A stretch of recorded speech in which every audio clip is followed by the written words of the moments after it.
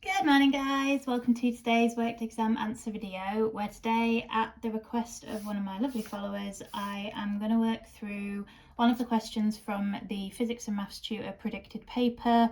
This was actually on both the AQA and the OCRA predicted papers, and focusing specifically on the second part. The first part was dealing with KC, and then they basically said we're going to repeat the reaction at a slightly different temperature, but everything else remained the same.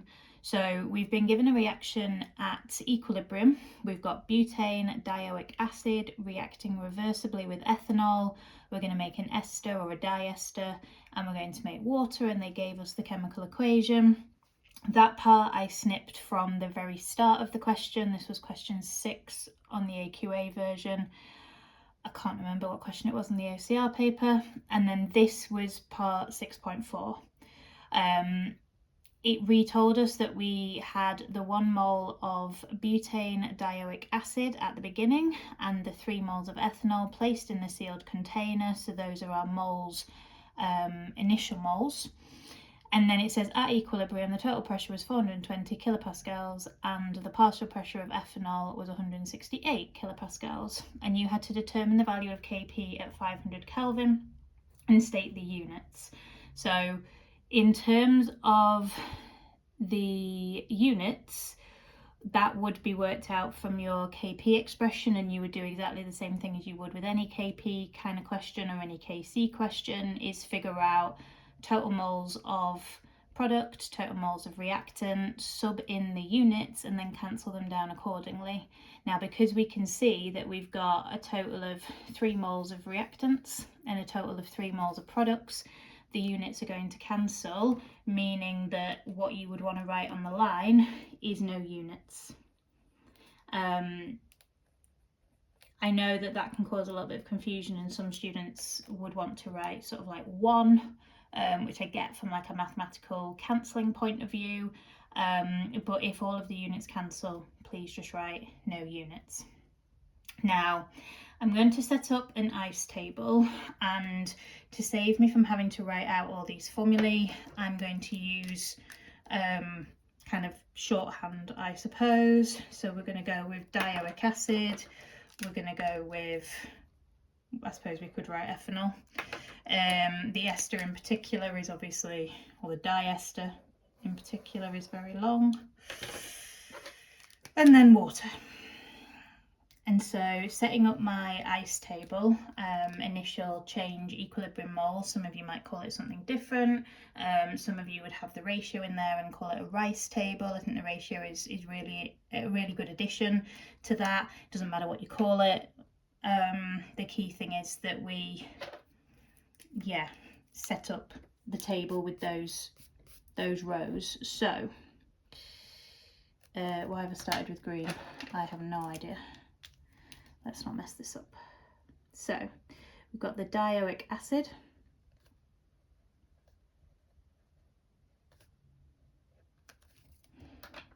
we have got ethanol,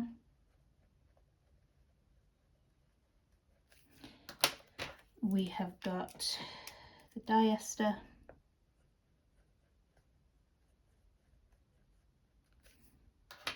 and we've got water.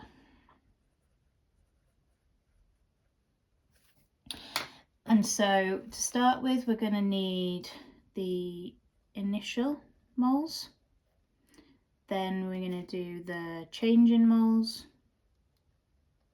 or the reacting moles, and then we're going to have the equilibrium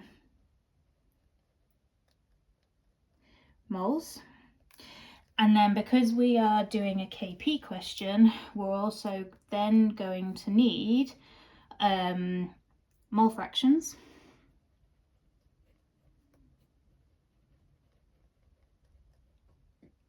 and partial pressures. And then it's those partial pressures that we can sub into our Kp expression to get our final answer. Now, in terms of the information given in the question, we have got 1 mole of the butane dioic acid, so that can go in there. we have got 3 moles of ethanol, which can go in there. We know the total pressure is 420 kilopascals, so when it comes to figuring out the partial pressures, we will be doing the mole fraction times by the total pressure, and we've also been told that the partial pressure of the ethanol is 168 kilopascals.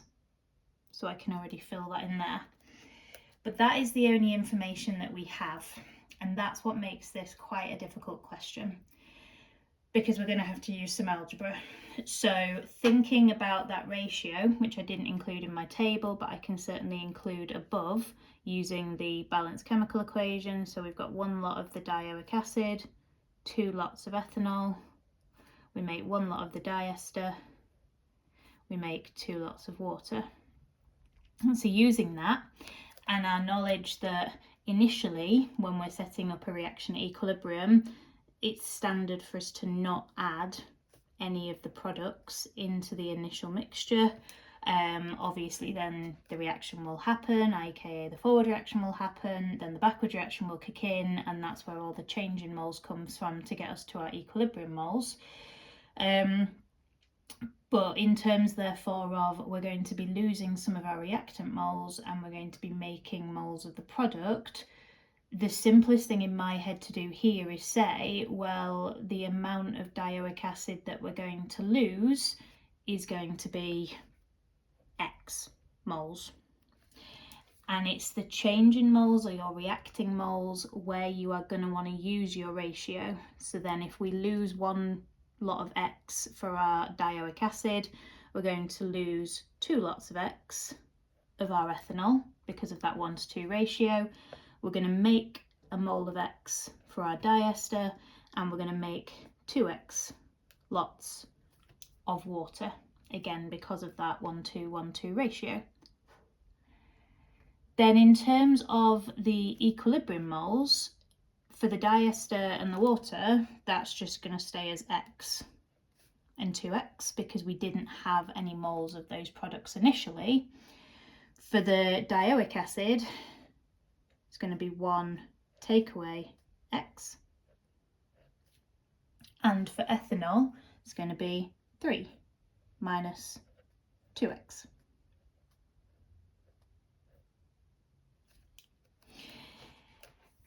I know this is perhaps looking a little bit scary, but try and stick with it if you can. Now, in order to work out mole fractions, we need the total number of moles. So we would then be adding up all of these to get the total moles, and then we would do the moles of each individual thing divided by the total moles to get the mole fractions. So the next thing we're going to have to do is think about what all of these come to, and this is, I guess, where it becomes a little bit nicer in the fact that if I have 1 minus X, add 3 minus 2X, add X, add 2X, then I'm going to have 1 add 3 gives me 4, minus X minus 2X is minus 3X, plus X plus 2X is plus 3X. So the X's have all actually disappeared, and the total number of moles that we have is 4. And that's very helpful indeed.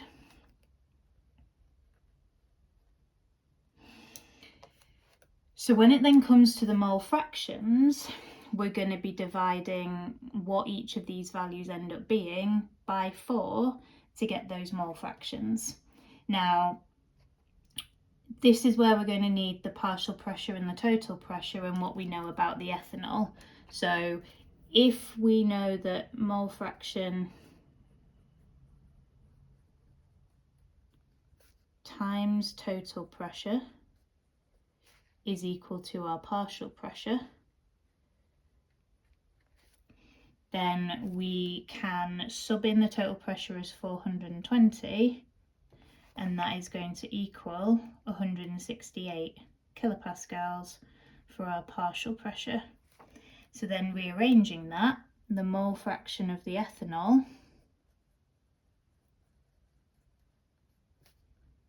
is going to be 168 divided by 420. And that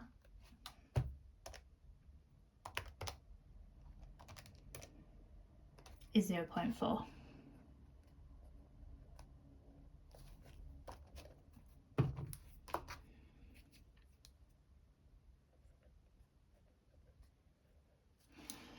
So that therefore tells me that I had to do this value here divided by the total moles of 4, and that had to be equal to 0.4. So that's then going to enable me to work out what all of this comes to, and then also work out what x is, so that I can then work out the equilibrium moles of all of those things.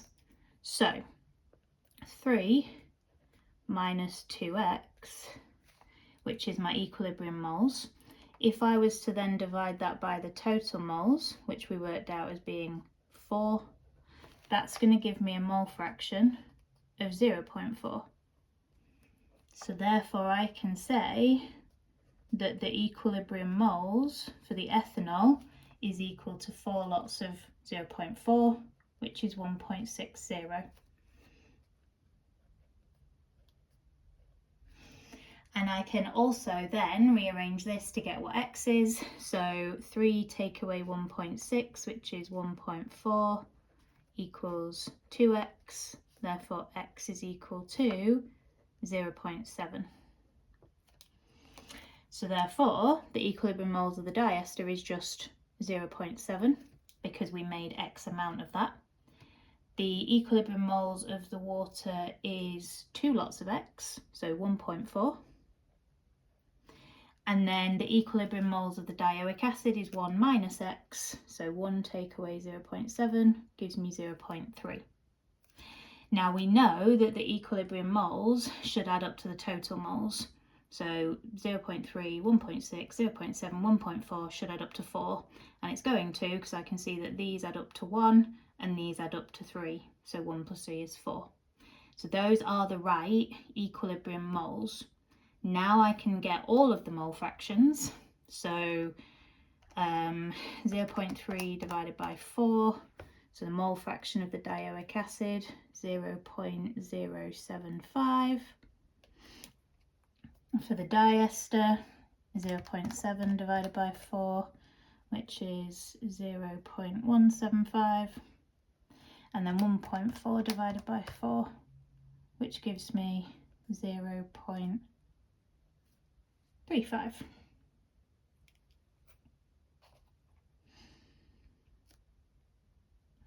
I just wanted to try and write in there how I've got the mole fractions,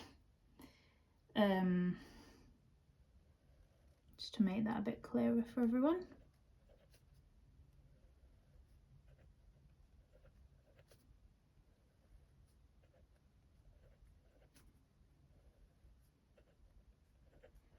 And then to get partial pressures, it's always mole fraction times the total pressure. So then we're going to do each of these, it's 420 for the total pressure. So times each of them by 420, and then that will get us the remaining partial pressures.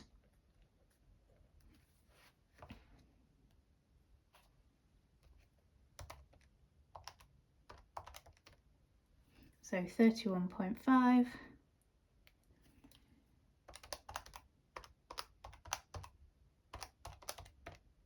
73.5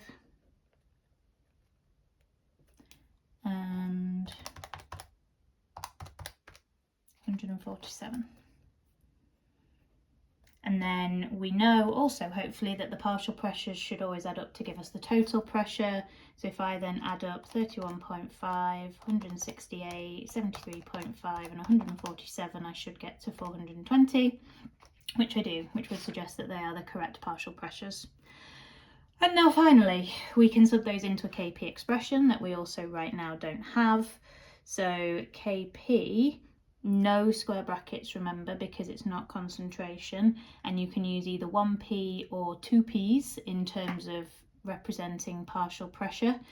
I always use 2 because partial pressure, pp, mark schemes tend to use it interchangeably, and it's always products over reactants, so you would have to write it as the partial pressure of, and then give that whole ridiculously long diester formula.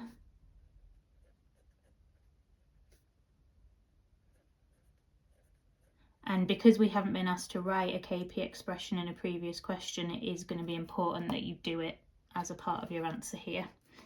Obviously, if you've already done it in a previous question, then you can perhaps sub the numbers straight in rather than having to rewrite it out.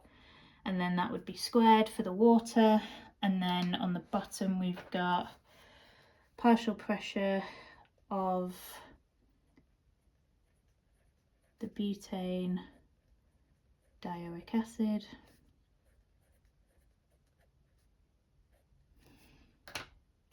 and then the partial pressure of the ethanol, which would also then be squared. Something like that.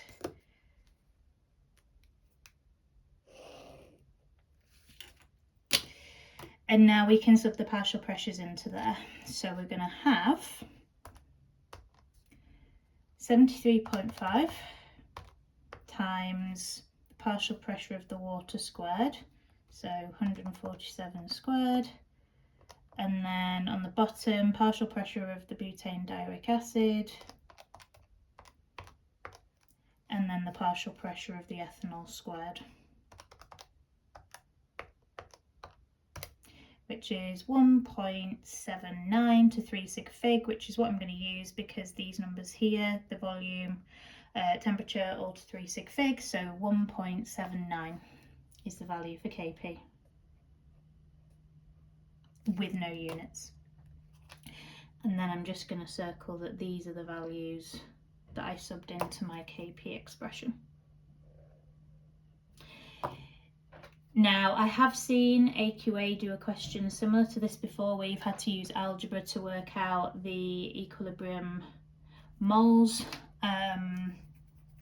similar to what we've done here, but yeah, I guess this is not the norm, this is more of an exception, but being able to comfortably use algebra and understand how the moles of the reactants and products will change and what we can then write for the equilibrium moles is going to be quite important. So hopefully that makes a bit more sense to the person who asked me to do this, but also to all of you watching as well. Any questions, as always, please let me know, and I will be back with more videos for you guys this week.